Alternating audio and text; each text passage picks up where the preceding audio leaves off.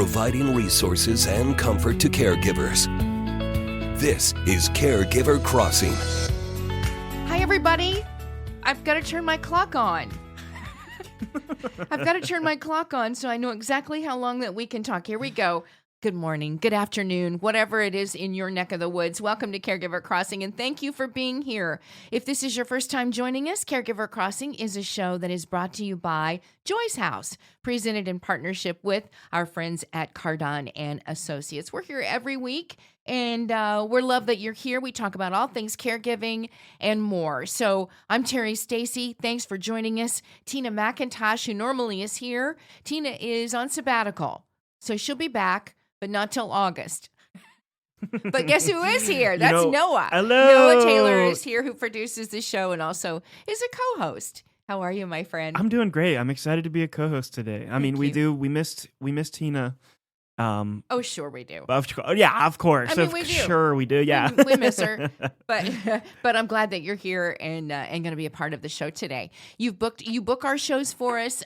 You really do everything behind the scenes and put these shows together. So thank you a lot. And so we just got done with a holiday. We're still kind of in a holiday weekend, and hope everybody had a great Independence Day celebration.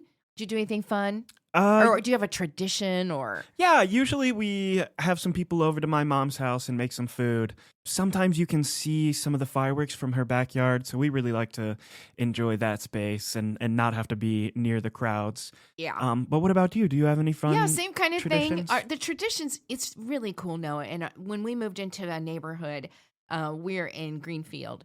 And when we moved into this neighborhood 20 some years ago, right away, we learned on the 4th of July, they have a neighborhood parade.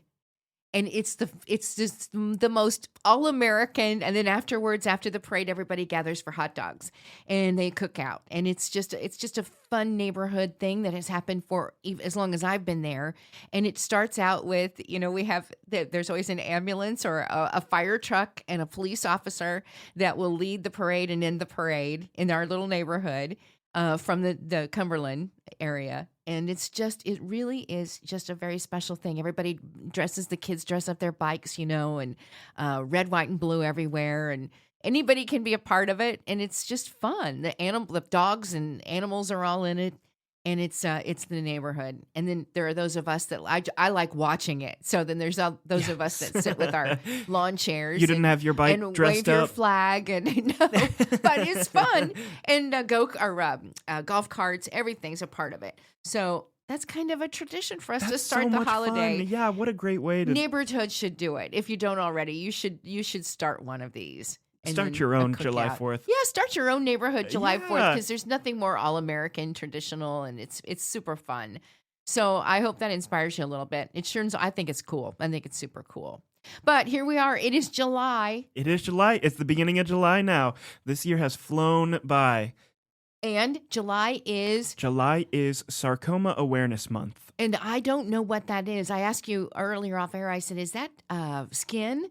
And you said, no, not skin. No, not technically. So sarcoma is a rare form of cancer, and it makes up just 1% of adult cancer diagnosis. So this is a very, very rare type of cancer. And because it's so rare, many families feel like sometimes that they're navigating this alone. So sarcomas actually include over 70 different subtypes of a cancer and often require specialized treatment. That sometimes isn't available locally. When you have a rare disease, it's often hard to find funding for research. You want every dollar to go into the particular diagnosis that you were given, and I understand that. Boy, do I understand that. And I hope that funding will continue for so many different diseases, particularly these rare diseases. If you have a child that has been diagnosed with something that is very, you're one in 5,000 or 10,000, that the funding doesn't specifically, a lot of funding doesn't go there. Yeah. So that's why so much fundraising and just from good people, GoFundMe's or things that can help in the research of all of this. But yeah, it's tragic. Yes, that's why I think spreading awareness diagnosed. So much Yeah. it matters so much as well. Yep. And along with that, because there isn't so much funding, maybe there's not so many people who have that diagnosis as well to be able to relate to, or to join a caregiver group, being able to just talk with the people who have been through those circumstances before. It's a little bit harder to find. Yep. Okay. So you're saying that rare diseases caregivers report providing 36.7 hours of care per week compared to 24.7 for general caregiving. That's a whole nother week of work on top of your week of work. Yeah. And that's a whole nother 12 hours more than just Yeah. what you generally think of as caregiving. Well, we're here to help you. Yes. If there's something we can do for you, please let us know. That's for sure. Caregiver Crossing is here to support caregivers and what you're going through. And I hope that we can provide a little bit of help for you too. Caregivers, sometimes they really become the experts, You have more to offer than sometimes we do. Yes, absolutely. I know that Tina always says, when you first learn of the diagnosis, you don't have to become an expert right away, but just learning everything that you can to be able to help your person.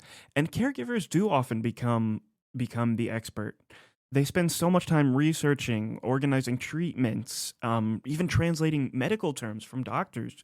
You really do have to almost become an expert in this topic to be able to advocate for your loved one. You know who I really have worked with the Indiana Wish Foundation, Indiana Wish Kids, for a lot of years. And what I have learned about kids after they've been given a very scary diagnosis, they go at it so many times, more often than not, just head on. They really are smarter and more understanding than sometimes you give a kid credit for. Mm-hmm. Because there's not a kid that I've ever talked to that didn't have a diagnosis that they didn't understand it. They understood it.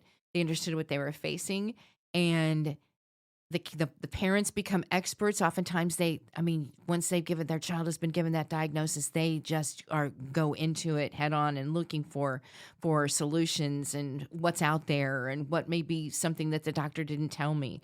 You're smarter. You're getting smarter as caregivers, and for your patient rights, you're all getting smarter. I know that, but boy, kids certainly have really made an impact on my life when it comes to diagnoses they've been given. Pretty amazing. Yeah, what a beautiful organization, Yep. too. All right, we're gonna have to go, aren't we? We're gonna take a break. I think so. It's time to take a break. Let's do. All right, we will take a break, but we'll stick around, so stay with us. You can find past episodes of the show at joycehouse.org, and be sure to like and follow us on Facebook as well. If you'd like to connect with us to discuss show topics, need help connecting with resources, or have a question that you'd like us to answer on air right here, or just want to say hey, you can reach us at 317-254-0828, or email Tina directly at tina@joycehouse.org. Caregiver Crossing is brought to you as a service of Joyce House in partnership with Cardon & Associates. With locations in Broad Ripple and near the University of Indianapolis campus, Joyce House provides exceptional day services for individuals living with a life-altering diagnosis and compassionate support for family caregivers throughout the community. At Joyce House, we believe that everyone deserves to live their best life, regardless of their abilities. Learn more about our adult day and caregiver support services by calling us at 317-254-0828 or by visiting joycehouse.org today. All right, stick around, everybody. We'll be right back with more Caregiver Crossing right after the break.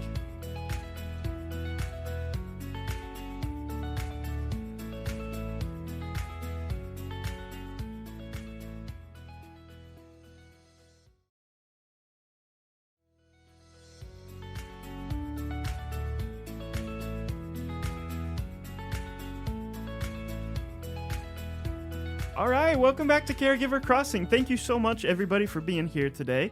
I'm filling in for co-host Nyc Taylor with Terry Stacy. Hi. And today we have a very, very special episode for you. So we actually just celebrated the 10th anniversary of the opening of our Joyce House at UIndy. It's amazing. It is Congratulations. I mean, it is a big deal. Thank you. I Thank you remember so when much. that place opened and how the search was on to find the right location and how a beautiful place it really is. Terry, that's very, very nice of you. I actually have some guests here today who can give us a first-hand insight into what UIndy is like. So, Nyc Sigmon is here. He's our care services manager across both locations. If you've ever talked to a family about what it means to trust Joyce House with your loved one, Nyc is probably the one who helped make that feel possible. He's often the first face people see here when they walk through the door, and he's part of the reason our guests settle in and feel safe. Nyc, thank you for being here today.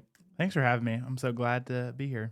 And then we also have my sister, Lia Taylor, who's here with us too. Woo! She's the program coordinator at UIndy. Lia doesn't need to say much to make people feel cared for, and she leads that house with a kind of calm that you feel when you walk in. And the way she supports both our guests and staff makes Joyce House feel like home. Thank you both so much for being here today. Yes, it's wonderful. Thank you. So I think I'm just going to go ahead and get right into it here. Let's do it. And either one of you can answer. When you first came to UIndy, tell me what you expected and what surprised you most about the house once you got there. Lia, you go ahead. When I first came to the UIndy house, I wasn't sure what to expect. I figured it would have its own vibe, but I was just really blown away and amazed by how much it felt like a natural extension of our Broad Ripple house. It's so familiar. What surprised me was just how intimate and cozy this house is. It can certainly be slower paced and very warm, but it just felt like walking into a friend's house, even if it's your first time there. I think that's awesome. And, and for those that may be tuning in for the first time, they don't know what Joy's House is. And so, Nyc, explain what you love about that place, and also explain a little bit about what Joy's House is for newcomers. Yeah, so it's just, like Leah said, both houses are the same program, but they each have their own little culture. And I think it's most importantly a place where loved ones can feel safe, that their loved one is there. We create such a warm environment with caregivers, with the guests, and they become like a family in essence. And you feel it right when you walk through the door, either location. You just feel it. These are homes, folks. These are homes that have been turned into adult day service. And there's so much that goes into that, and why you've heard us talk before, but if you're new to it, this is really such a gift for caregivers and for those that need adult day help, right? Or I don't know if the word is help, but a place to go where they feel safe, right, Absolutely. Nyc? Yeah, just somewhere where the loved one feels safe and is able to be less anxious throughout the day, and their caregiver. Yeah. Both are so equally important. And a loved one can be who? Anyone. We have adults caring for their parent, we have adults caring for their spouses, we even have parents caring for their child. So really we have a wide spectrum of loved ones caring for each other, even friends as well. Yeah. Sometimes. Right. Anybody can be a caregiver, a neighbor, a friend, a loved one. I think it's just important that we're supporting those people. Terry, I'd like to extend this question to you as well. What was the first memory at Joy's House here that made you feel, okay, this place could be different? This place really matters. I never knew what this place was. This used to be a daycare. I'm older than all of you put together.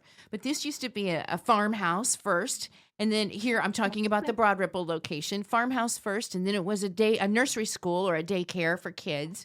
And then Tina got involved and found it. And my first time here was Tina wanted to get the word out about what this place was. We'd never heard the words adult day care. We didn't know what that meant.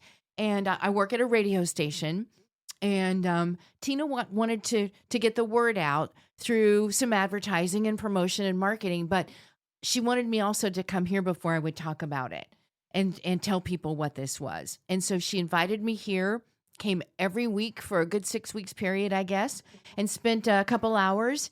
And I realized that it was so much. I know the words Joy's House is not because of a person's name, but truly now I know that this is homes. These are homes and places of joy. Mm-hmm. And I saw what a difference those that were here and the volunteers that work here. I saw the difference in the first time somebody would come compared to the second time they would come, the third time they would come. and saw that difference in what you were all doing here. And it was just, I loved it. So you should never ask me a question because I'll go on and on and on. That was the Next. perfect Next. That was answer. beautiful. No, I mean, I just love both locations so very much and love all of you that work here and are a part of it. Okay, no, I'm done. Go ahead. Ask the next Okay, question. fine. I'll go on to the next one. Please. Leah, could you walk us through a day in the life at UIndy? What happens and what's your favorite part of the day? Routine is everything. I mean, it brings comfort and predictability and a sense of safety that's so important for our guests. So while each day follows the same general outline, what I think makes it so special is Joy's House is just able to tailor it to the group we have that day. And that's the beauty of it. We get to really know who's walking through the door and we can build the day around them. So maybe it's rock and roll and jamming for a while, or a specific craft, or a specific reminiscing conversation. There's always something for everyone to really shine. The rhythm is steady, but it's just so deeply personal. All of it is my favorite. I couldn't pick one that I enjoyed the It's like most. asking to pick your favorite kid, right? Yeah. Right. It's all just so much fun, and it's just so special to see how each of our guests really comes out and they're able to show us who they are, and we're so lucky to share those moments with them. I love that each day is kind of tailored Yeah. to how you're feeling, how the guests are feeling, and what the guests want to do that day. I think that's really lovely. Nyc, could you tell us a Absolutely. story about a guest or a caregiver who helped you see this work differently? Maybe somebody who really stuck with you. Yeah, I think of a particular guest. We'll call her Miss C for purposes here. She came to Joy's house, and she happened to be in a wheelchair at the time, and she did not really want to be there. She wasn't happy to be there. It was something she came. She was recovering from something, but each week, each month, we saw a little bit more light in her and more joy. And now when she comes, she is so full of energy and laughter, and she dances when she comes in. And Oh my I gosh, think I she love is that. such the perfect story of Joy's house. Coming in, she didn't want to be there, not because of Joy's house, because It's Yeah. a it hard was out of her adjustment. routine. It's and, scary. Yeah. But where she's at now, she's laughing when she comes in, and she's just so happy to be there. So I love that story. And I know that's just one. I mean, that's a Right. memory, but there are many more that you make. How long have you been here, Nyc? I've been here 2.5 years total at And Joy's how house. oh my gosh, let me look at our time. What do we have? Just about Just a few seconds Yeah, just here. a few seconds. Okay, we won't. I'll save it. You guys Save can it for stick next around, segment. right? All right, yeah, let's Okay. do it. Leah, you're around, sticking please. around too? Absolutely. All right, perfect. All right, so we will take a little quick break, but we will be right back after this. You're listening to Caregiver Crossing, a show designed for family caregivers and the people who love them. Caregiver Crossing is brought to you as a service of Joy's House in partnership with Cardon and Associates. With locations in Broad Ripple and near the University of Indianapolis campus, Joy's House provides exceptional day services for individuals living with a life-altering diagnosis and compassionate support for family caregivers throughout the community.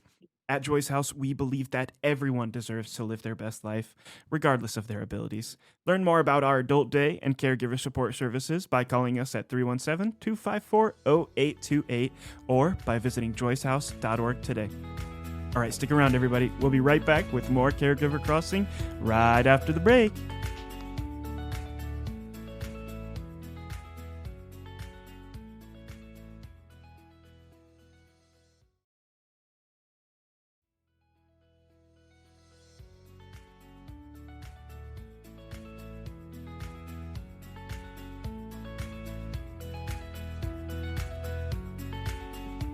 Welcome back to Caregiver Crossing.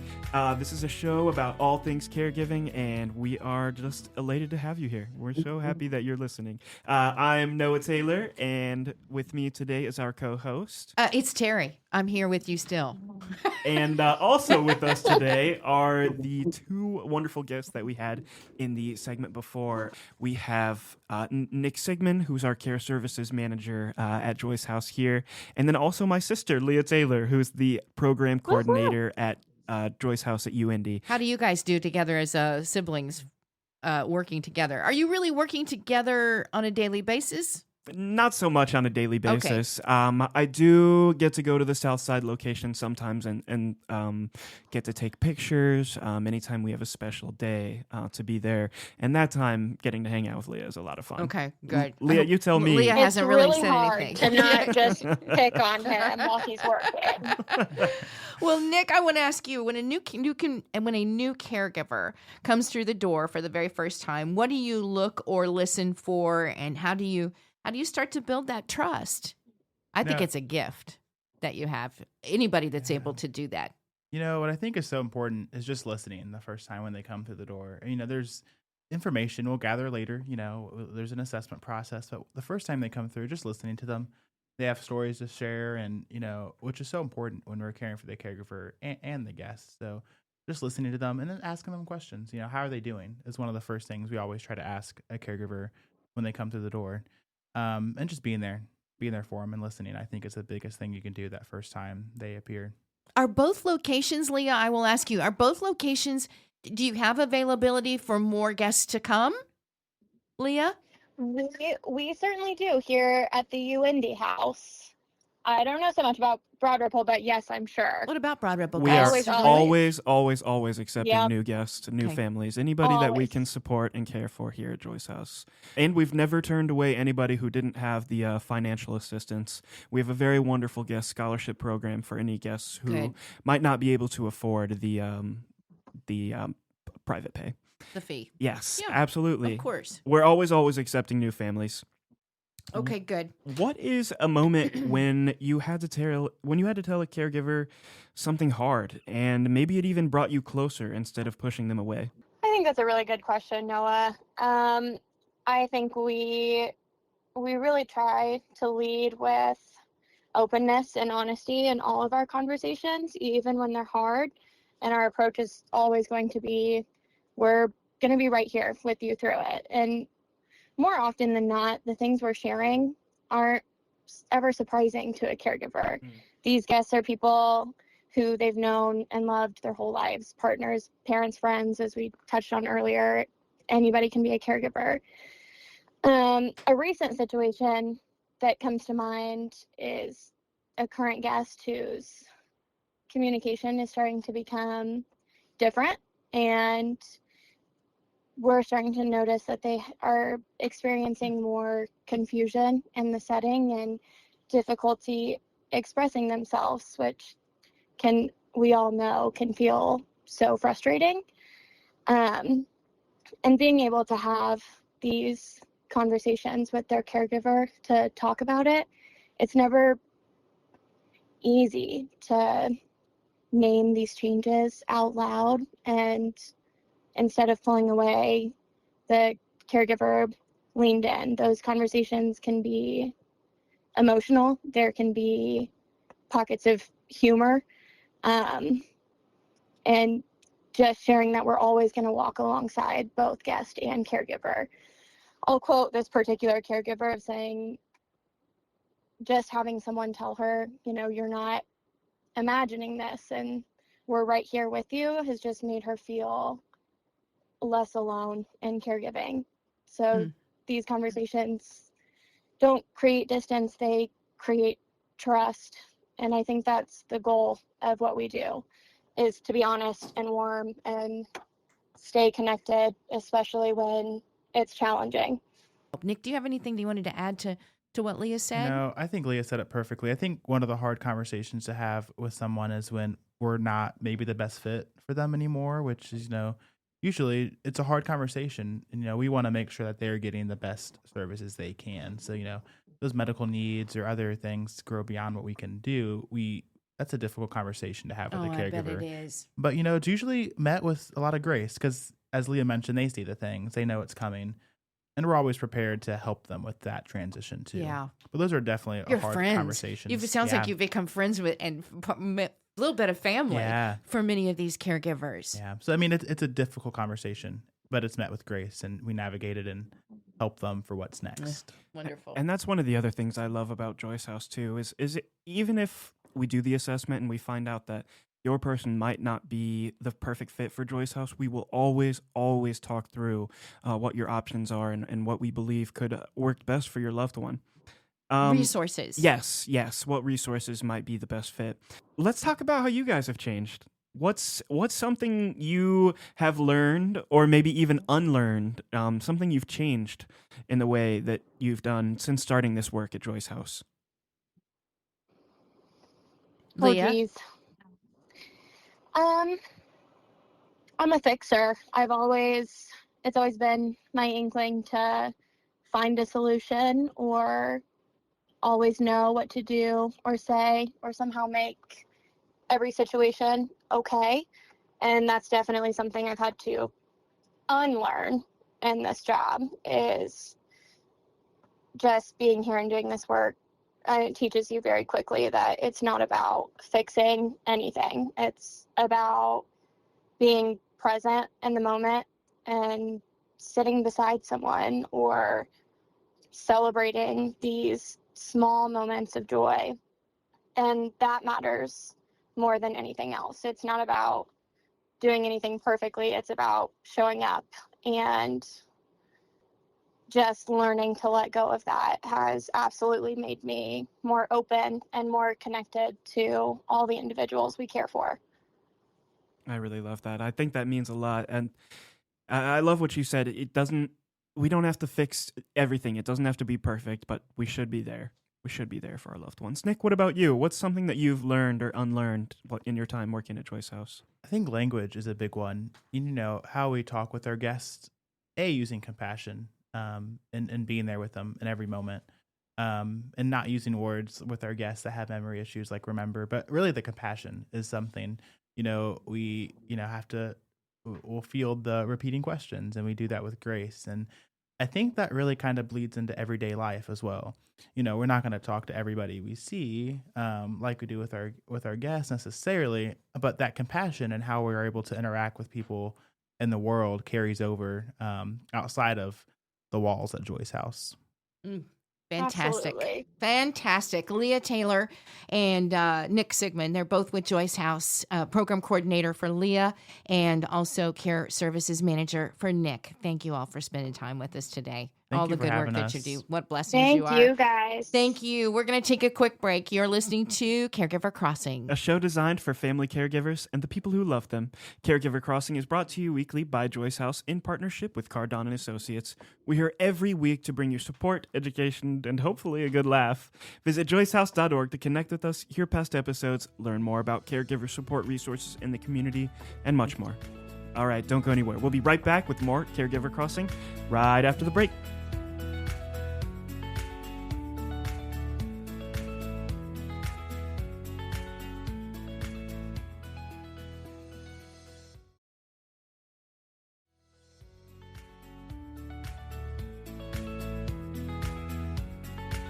Hello, everybody. Welcome back to Caregiver Crossing. Hi, Noah. Hi. Thanks for being here. If this is your first time joining us, Caregiver Crossing is a show brought to you by Joyce House, presented in partnership with Cardon & Associates, and we're here with you every week to bring you all things caregiving. I'm the producer, Noah, but I am filling in for co-host today, and with me is the lovely... Well, it's Terry Stacy. Thank you, Noah. Yeah, you're so God welcome. love ya. I mean, thank you for letting me open the segment today. Betcha. What do you want to talk about? I kind of want to talk about a heavier subject today. Okay. Something that is near and dear to my heart, and something that I think we should be making our listeners aware of. Okay, I'm ready. So, as of now, more than 5.4 million people under 18 in the U.S. are providing care for a family member. Wow. Now that's... I guess I didn't expect it to be that high. I knew that there's been some, more numbers of younger people that are caregivers, and I didn't know it was that many. is a very, very high number, and it continues to rise as well as our society is aging. And many are helping with tasks like medications, meals, emotional support, even translating at doctor's appointments, all while trying to stay on top of their own school. Let's all think about that for just a minute on what that would be like. Remember yourself as a high school student, although we don't, under the age of 18, Yeah. so it could be any age. Middle but let's school, say you're, high right, school. let's say you're 16, 17 years old. The time when most high school kids are living it up, right? You're going to games, you're dating, you're all the things. And on top of that, now you're also helping as a caregiver for somebody that you love. Yeah.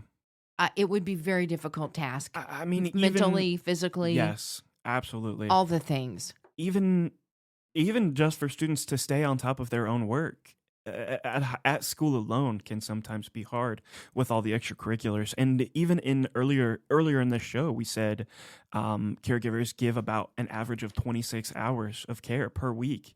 Wow. 26 hours on top of On top of just staying in school. yes. And trying to do well in school. I just can't imagine. My heart goes out to you, to those of you that are, I don't know if anybody's under 18 that's listening to us, but maybe you know somebody that's doing that. I would wonder even if they are very vocal about it. Right. I'm even sure if they're out and out saying something out loud about Yeah. being a caregiver. I don't know. probably don't even identify as a caregiver. Maybe not. And I think it can be hard too because youth caregivers average more than 21 hours per week of caregiving. And 70% of these caregivers who are under 18 actually report that it does affect their schoolwork Has or to. mental health. Has to. Yeah. They need an outlet as well. If you're an adult caregiver, you're an adult and you're caregiving, you know what that's like on you mentally and physically too. So I just can't imagine how hard and how difficult it is. Absolutely. And I don't know what help there is for young people. As I said, I don't know that there's an outlet for them. So many adults I know go to find social media caregiver groups on Facebook and other social media platforms to at least just be able to kind of vent and get it out And not feel so alone. And I'm not sure there is anything for. Is there? You're here at Joy's house. Is there anything for a younger caregiver? I know Brooks Place helps those under 18 who are dealing with grief, but I'm not so sure that there is a formal support group in my mind. If there is, please reach out to us. We'd love to feature you on the show. Right, that's right. And maybe that's another arm of Joy's house that will come along sometime, reaching that younger caregiver. I don't know how you reach them, to be truthful with you. I don't know how you would reach them. Yeah, absolutely. And I think this is a problem because most people don't even realize this is happening. These kids aren't being paid. Right. They often don't call it caregiving, like we said. They don't identify as caregivers, but the responsibilities they have are still very, very real. Yeah, absolutely. Did you ever care for someone when you were younger? Not so directly. My father did have lung cancer. How old were you? I was 17 when he was diagnosed, so I was still under 18. But I wasn't. I don't know. I don't know if I identify as a caregiver. I definitely was able to help with some different appointments and maybe getting around and things. I think that counts. I think, yeah, you're absolutely right. But we've had that conversation before. Does that mean this is what you do as a child, as part of a family unit? Is it that's part of growing up and it's your responsibility? Or yes, but it's also identifiable as a caregiver when you're helping with medications and transportation and all that you maybe did. Yeah, and I think for me, I know definitely it did shape a lot of my younger life, and I think it does shape a lot of young caregivers. They often have to grow up faster. Yeah. Some have to develop empathy and maturity very, very early to be able to handle their loved one. But many also face the burnout and anxiety and even missed opportunities that a lot of our other caregivers that we've heard experience. What would you're way younger than I am. What would you think a young caregiver today would want to hear from somebody that's gone through it? And I think you did. Yeah, I think the first step is maybe just telling them that they're not alone, that they don't have to wait to ask questions or to wait to tell that person that you love them. I really think that a lot of our younger folks, especially with the internet and how focused everything is on that side of things, I think a lot of them do feel alone. And I think the first step is really just making it known that we're there for those people and Yeah. they do have support, even if it's not maybe such a formal group. Thank you. We should talk about it more here too, and offer services here on Caregiver Crossing that are topic specific for younger adults under 18. 5.4 million people under 18 here in our country are providing care for a family member. They're caregivers, and it's a lot. So we need to recognize. I'm glad you brought this up. Recognize that particular group, and if there's anything we can do to help, we're here for you. We're glad you came today to the show. Stopped by for a minute. Caregiver Crossing is our name. If this is your first time, thank you very much. We have to go, don't we? We do have to go. It's about that time. All right, you close it. You All close right. us As out. we close the show today, we just want to remind our listeners that you can contact us for more information and resources to help you through the journey of caregiving at 317-254-0828. Boom. And a little mention to our wonderful sponsor. Caregiver Crossing is supported by Cardon & Associates, with 20 communities owned, operated, or managed in the Midwest and more than 40 years of senior living experience. Cardon & Associates provides residents with the best senior living options and personalized service. Until next time, take good care of each other. Bye.